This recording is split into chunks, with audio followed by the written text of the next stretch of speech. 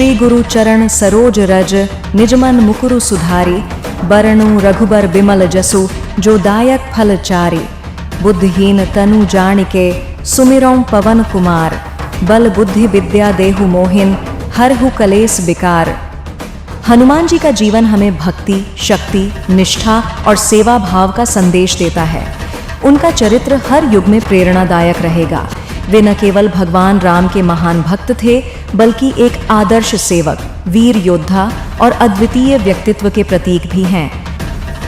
नमस्कार दर्शकों, हमारे चिर परिचित कार्यक्रम मंदिर दर्शन में मैं पारुल शर्मा एक बार फिर आपका स्वागत अभिनंदन करती हूं। दर्शकों, पिछले गुरुवार को हमने पुष्कर के देवनगर स्थित बैद्यनाथ धाम के दर्शन कर पुण्य लाभ लिया था। आज हमें जिनके दर्शन करने का सौभाग्य मिला है वो है अजमेर का 130 वर्ष प्राचीन सात पीपली बालाजी मंदिर।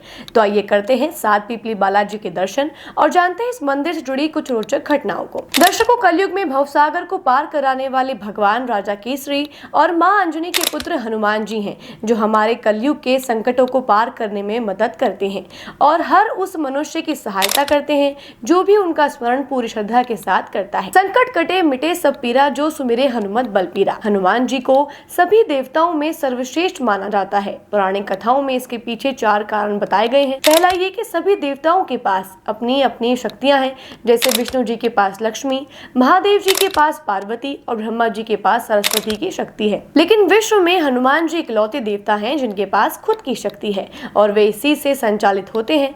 दूसरा, वो अत्यधिक शक्तिशाली होने के बावजूद ईश्वर के प्रति पूर्ण समर्पित हैं। और तीसरा, हनुमान जी अपने भक्तों की मदद तुरंत करते हैं। और चौथा कारण ये कि वो आज भी सशरीर धरती पर मौजूद हैं। हनुमान जी के लिए कहा जाता है कि जहाँ कहीं भी सुंदरकांड का पाठ होता है वहाँ हनुमान जी सशरीर मौजूद रहते हैं। जय बजरंगी जय हनुमाना, रुद्र रूप जय जय बलवाना, पवन सुत जय राम दुलारे, संकट मोचन सिए मातु के प्यारे। हनुमान जी ने हर युग और समय में श्री राम, श्री कृष्ण या अपने भक्तों को दर्शन दिए हैं। भीम और अर्जुन ने द्वापर युग में दर्शन किए, तो वही कलयुग में तुलसीदास जी, समर्थ रामदास, भक्त माधवदास आदि कई लोगों ने उनके दर्शन किए हैं। और आज हम भी सात पीपली बालाजी मंदिर में उनके दर्शन करने जा रहे हैं। ये मंदिर करीब 130 वर्ष प्राचीन है। आज जहाँ ये मंदिर स्थित है वहाँ से लगभग 1 किलोमीटर से भी कम दूरी पर एक आड़ी पुलिया तक एक पंक्ति में 7 पीपल के पेड़ हुआ करते थे।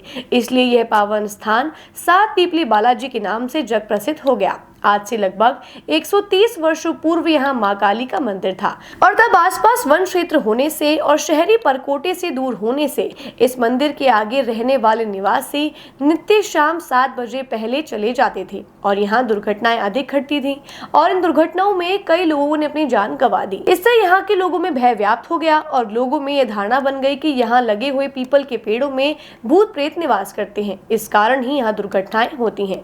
दर्शकों, तब एक यहाँ के अन्य भक्त ने मां काली से प्रार्थना की कि मां यहाँ होने वाली दुर्घटनाएं बंद होनी चाहिए और आप ही कोई उपाय बताएं। तब मां ने उन्हें स्वप्न में बताया कि अब यहाँ मेरी नहीं बल्कि हनुमान जी की जरूरत है। आप मेरी प्रतिमा की जगह यहाँ बालाजी की प्रतिमा स्थापित कर नित्य पूजा अर्चना करें, तब यह दुर्घटनाएं और समाज में व्याप्त भय दूर होगा। और इसलिए कहा भी जाता है, भूत पिशाच निकट नहीं आवे, महावीर जब नाम सुनावे, नासे रोग हरे सब पीरा, जपत निरंतर हनुमत बीरा।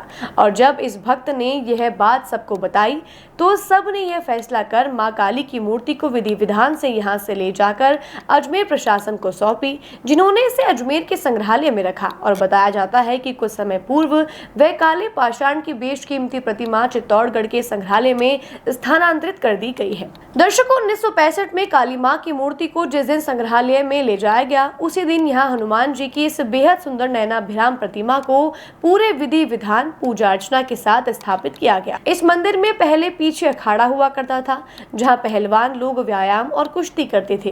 पहले ये मंदिर कच्चे मिट्टी और चूने का बना था, फिर धीरे धीरे भक्तों ने इसे पक्का बना दिया और अभी कुछ वर्षों पूर्व यहाँ के स्थानीय निवासी बालाजी के अनन्य भक्त भेदीराम जी चतुर्वेदी, जो चौबे जी के नाम से प्रसिद्ध थे, उन्होंने उनके कुछ 4-5 साथियों के साथ मिलकर इसका पुनः जीर्णोद्धार किया और यह वर्तमान स्वरूप साकार किया।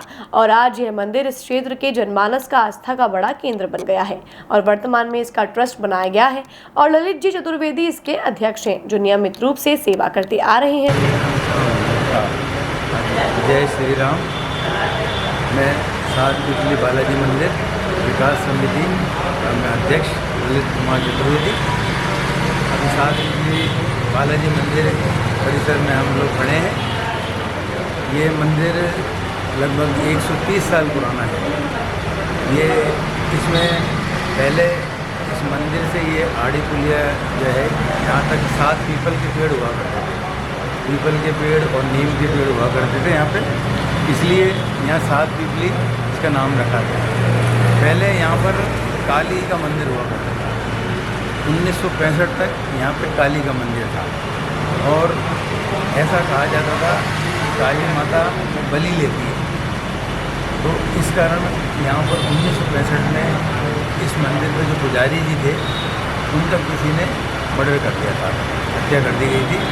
तो उसके बाद कॉलोनी वालों ने, बुज़ुर्गों ने और जो यहाँ पर श्रद्धालु आते थे उन लोगों ने यहाँ मीटिंग की कि भाई ये काली माता है, ये यहाँ बलि लेती है, इसलिए इस काली माता को हटा के यहाँ पे बालाजी की स्थापना कर देते हैं, तो उससे यहाँ पे शांति हो जाएगी। तो सन 65 में रातों रात काली माता की मूर्ति को हटा के और बालाजी की एक मूर्ति की स्थापना की गई। तो सन 65 से ये 7 पीपली बालाजी का मंदिर कहलाता है और ये जागृत मूर्ति है यहाँ पर। और साल में एक बार सावन में तीसरे मंगल को यहाँ मेला लगता है और हर मंगल को यहाँ सुंदरकांड होता है। और बाकी उसके बाद में यहाँ शंकर भगवान का शिव परिवार पूरा स्थापित किया गया है और बाकी सभी देवता यहाँ पर हैं, लेकिन विशेषकर ये बालाजी का मंदिर है। यहाँ पर जैसा कि आप देख रहे हैं राधा कृष्ण की मूर्ति है, साथ में अपने गणेश जी रिद्धि सिद्धि साथ में है यहाँ पर, और एक राम दरबार भी स्थापित है यहाँ पर।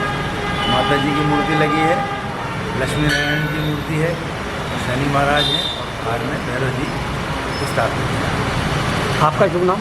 मेरा नाम ललित कुमार चतुर्वेदी। आप यहाँ पे सेवा विकास समिति का अध्यक्ष हूँ यहाँ पर। जय श्री राम। जय श्री राम। वहीं मंदिर के भक्त रूपनारायण जी दादी जो यहाँ नित्य पूजा अर्चना कर रहे हैं।